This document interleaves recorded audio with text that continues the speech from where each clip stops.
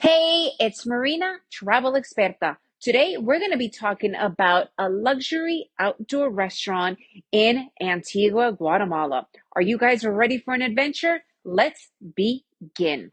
I'm always open for new restaurants that are more of an experience rather than just, oh, it's an upper class restaurant or it's this or it's that.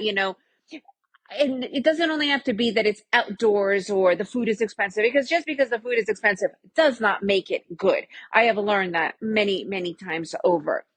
But I do look for experiences. So one day I asked a couple of friends about anything that's new in Antigua area around where we live. And the cool thing about where we live in Antigua is we're surrounded by these, I don't want to call them mountains, but they're pretty high mounts, right? Or hills, and they overlook the volcanoes more or less pretty much everywhere you go. And they told me of this new restaurant called El Hato Verde. And it's not just a restaurant, it's literally supposed to be a full experience.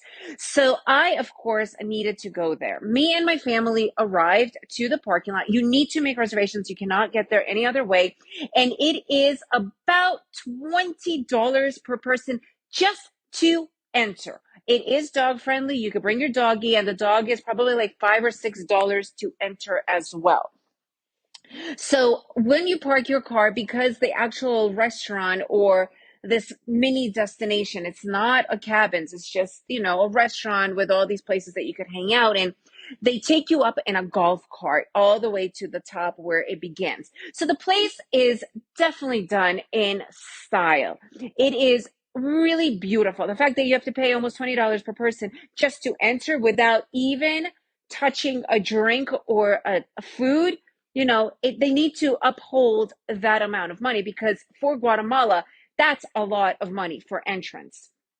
So as you enter, they do have this beautiful restaurant. The restaurant is absolutely gorgeous. It's outdoors in the shaded trees. They really did a good job of keeping the trees.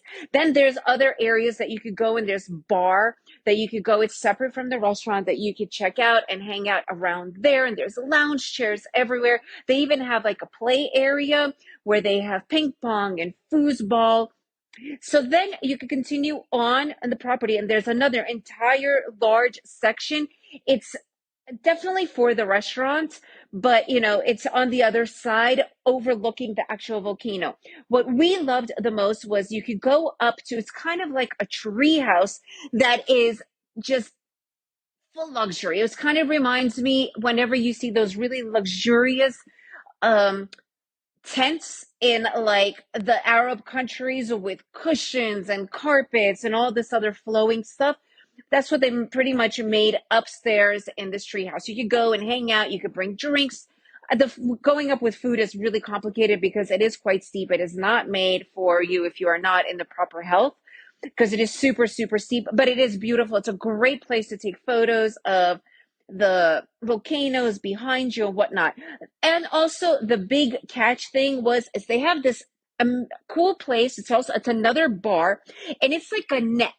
So they have this bar and this wooden, I guess, like a wooden floor, and off of the wooden floor onto the air is this huge net that you can lay on. And it's literally, you can look down. If you're afraid of heights, might not be the best one for you, but it is super safe, right? So chances of anything happening to it, I don't foresee that happening, and I'm usually pretty good about the fear factor thing. So that is like a cool thing. Honestly, I don't really see what the price feels, but I guess it's an expensive project and they need to get their money back. They are trying to do a little bit of an upper scale place. The food, super, super mediocre, like mediocre. Definitely not anything I would even remember at all. And it is not cheap. It's definitely on the pricey side.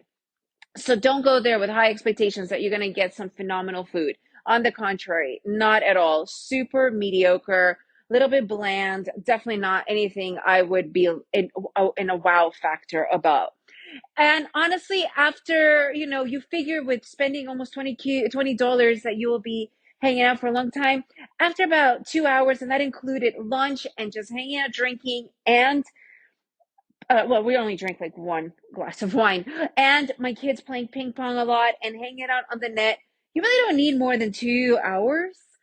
There's not much more else to do there. I mean, you can if you enjoy spending a lot of money on super expensive alcohol, but that's really not our thing in the first place. But other than that, after that, the kids kind of do get bored. It is a cool place to visit. It would be probably nice to see a sunset. We were not there for the sunset, but it is definitely a different experience. And if you have a little bit of money to spend and you want something cool, go check it out. If you want any other ideas of different places to visit, whatnot, please write to me at travelexperta.com. That's travel expert with an A.com.